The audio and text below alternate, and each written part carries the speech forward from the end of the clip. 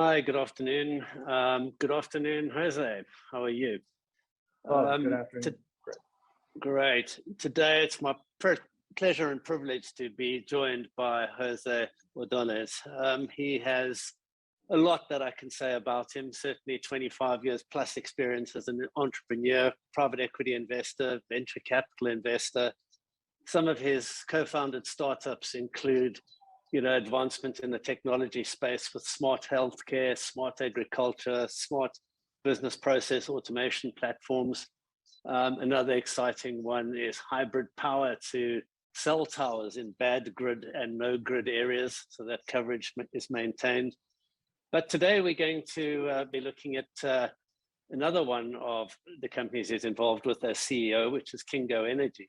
But before I go there, I will also mention that Jose is a managing director of SEEF, which is a global emerging markets private equity firm with 1.2 billion assets under management, and is also the lead investor in Kingo. Now, Kingo Energy has a fantastic story, and there's no one better placed to tell us a little bit about it than the CEO, Jose himself.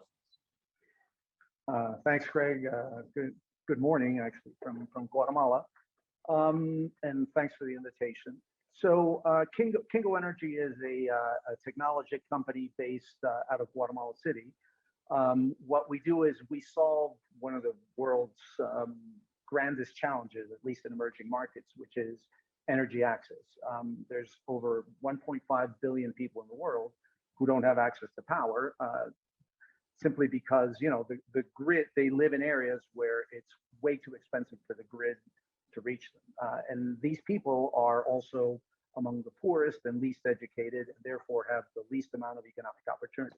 So how do we solve it? We're a technology company. We designed our own systems to be able to become essentially a distributed utility. We design systems that are essentially solar power with a little case that has lithium-ion batteries and a number of systems, encryption, anti-hack, etc., and systems to be able to provide, as I said, a prepaid solar power service in these communities. So we started out about 7-8 years ago with a very basic system that was a 15-watt system that could power 3 LED light bulbs and had a USB port to charge your cell phone. And with that, we reached something like 30,000 customers in Guatemala and Colombia. And since then, we've evolved into developing bigger systems that can help governments, for example, implement electrification programs in these areas. Now we have systems that go anywhere from 300 watts, which can power a TV, a fridge, a small laptop, to actually developing internet solutions for these communities to bring satellite internet in a cost-effective way, and even bigger systems in the order of 1,100 or 1,200 watts that can actually power a school. So 20 laptops and a widescreen TV to be able to bring remote content to these communities. So we're now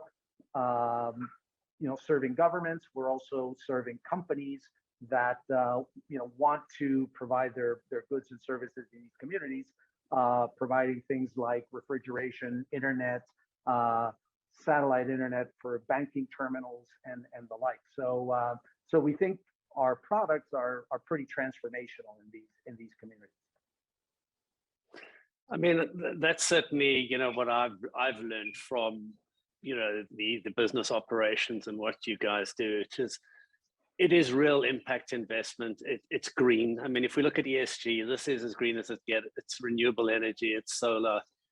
From a social perspective, this is not only providing someone with light, but it's changing the ability kids can do education, homework, studies, no longer breathing in sort of smoke from fires or whatever, because they've actually got a healthy source of light. So I think the word transformational is key there. And it's, as I say, it's been really exciting to work alongside you and do our little bit, because, this is the sort of company that gets you out of bed in the morning. It's got such a good feel-good factor to it. So, thank you for involving me. If we take a closer look at ESG, I mean, it's one of these terms you can't you can't look at a conference agenda these days without seeing ESG on it. If we wound the clock back, maybe a decade or so, it might have been there, but no one really was tying it all together. But I think a lot of investors these days are, it's something they look at very, very strongly, and they're keen to know that where their money is being spent, it's being spent wisely, it's well governed, it's having a social impact, and it's not destroying the environment. And I think it's fair to say that probably, the development financial institutions and development banks and IFC and the like, they were probably the early adopters of ESG and the G20 and OECD principles on corporate governance, that, they were early adopters of that. There are various things that they see as beneficial and why, companies or investors should be adopting ESG standards and policies. And I mean, maybe we can run through a couple of those. One is they talk about a value add, that if a company's got strong corporate governance, it's going to help improve the financial, social, and environmental sustainability of the investments and the public trust in those investments and the projects. Is that something you sort of feel has had an effect? Because I know you do have strong policies in place. Yeah, absolutely. So ESG is part of our DNA, obviously, given the nature of our company, for one, and then secondly, our investors. So we have in our cap table a good number of DFIs. So we have the IDB, we have FMO, which is the Dutch Development Bank. We have Proparco, which is the French Development Bank, and we have several impact funds. So by nature, this is the type of investor we attract, and that type of investor has a number of requirements in terms of, just obviously environmental, how we govern the company, and how we treat our people, how we treat our customers, all of that. So I would say it's even more than value. It's pretty existential for us. Is for us to be able to raise capital and grow. We have to have very sort of world-class ESG requirements,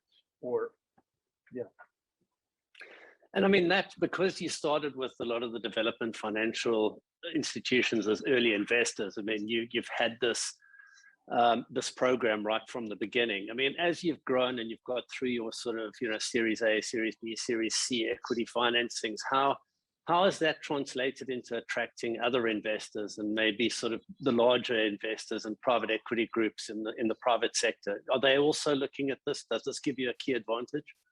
Yeah, absolutely. So we come from a fairly immature capital market. So and that's one of the reasons we actually chose BVI as a jurisdiction.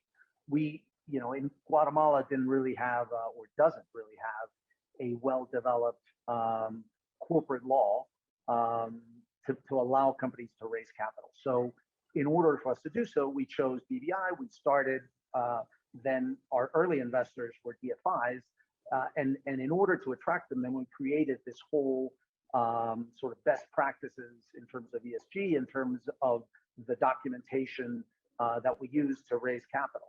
And that really served as really pretty much a springboard. Then by having these best practices, then we can raise sort of regular capital, if you will. But all the structures are in place, basically. Understood.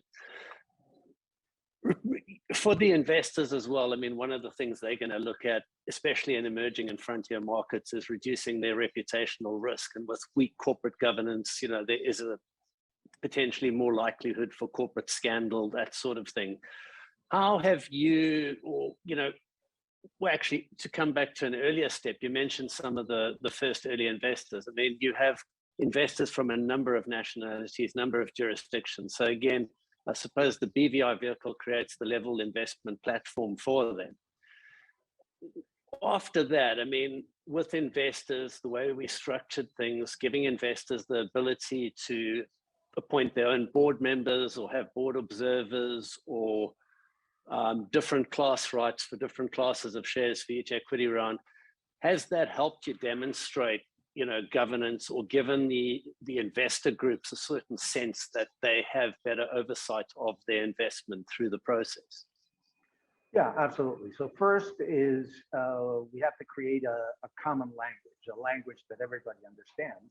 And sort of BVI provides that, right? By being a common law jurisdiction that everybody understands, that's sort of the starting point to all of this. Then creating the governance structures within the company. So having a shareholders agreement that is essentially replicates what's being done in Silicon Valley or in other developed venture capital markets, and sort of tropicalizing those requirements to this part of the world. That gives sort of great comfort actually to investors across various jurisdictions. And again, so having that language that everybody understands is key. And we're not able to do it from Guatemala. We have to look to another jurisdiction to be able to do it. Understood.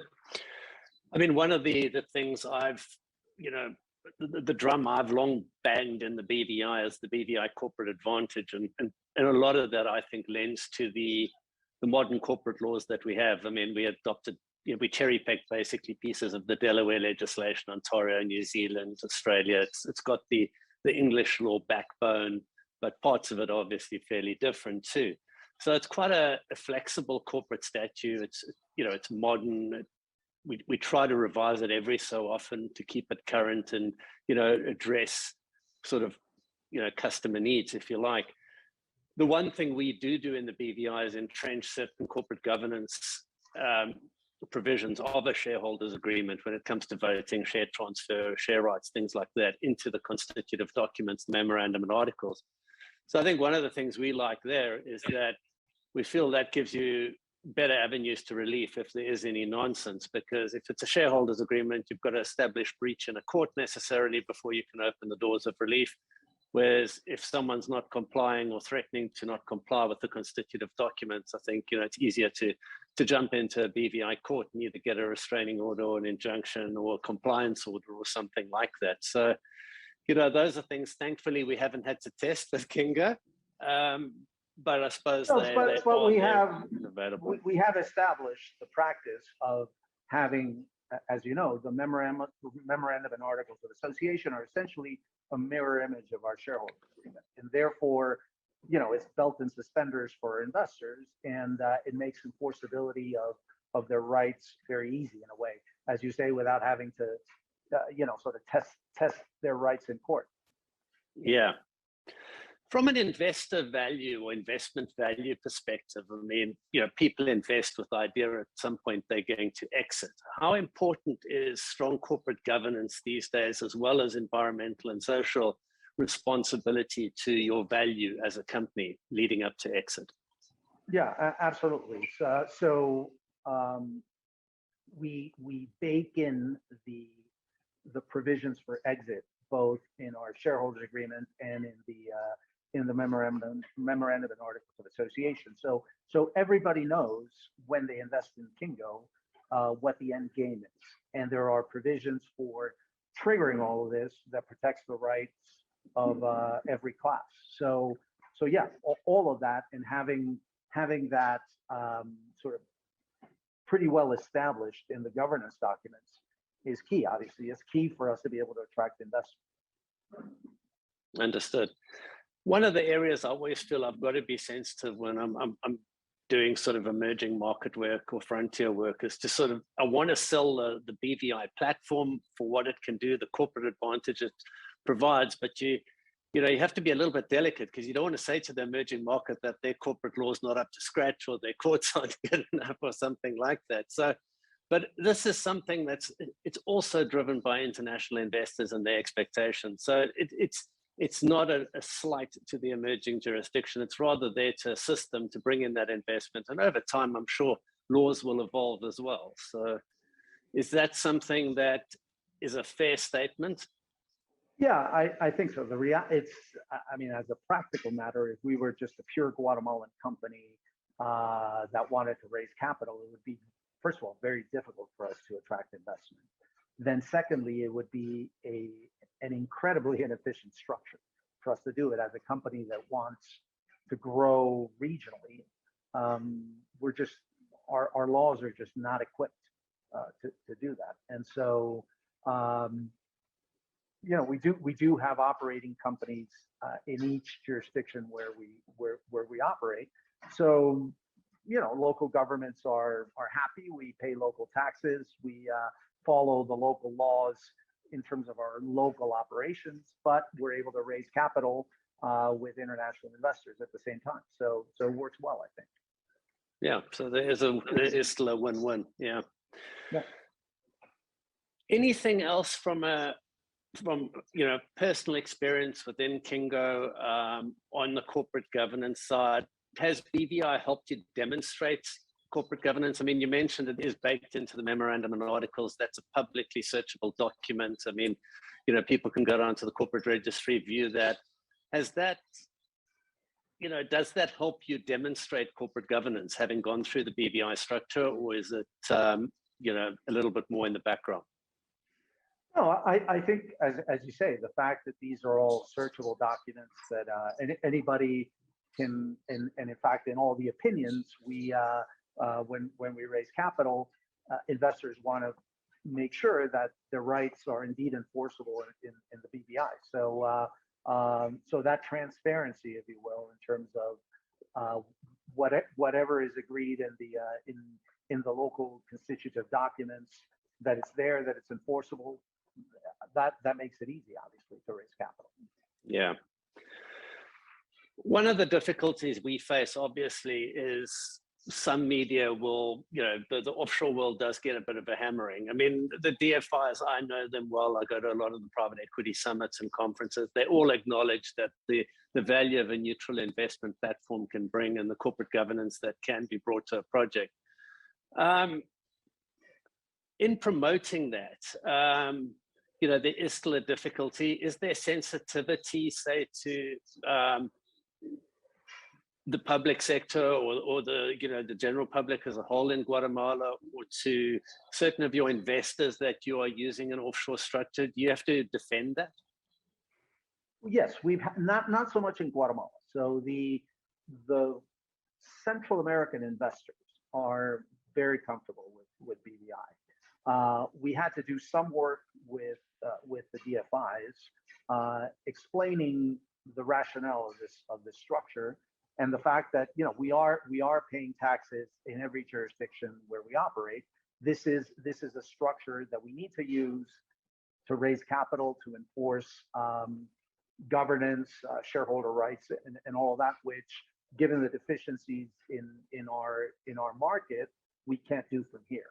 And so it was an education process that we did with the DFIs that in the end was successful. We've been able at Kingo to raise over $40 million in 3 rounds of venture capital, and that is working very well. But it's a constant challenge. Obviously, there are some investors that still see some stigma, and there are some investors who ultimately won't come in, despite all the efforts that we do in explaining what we're doing and why we're doing it.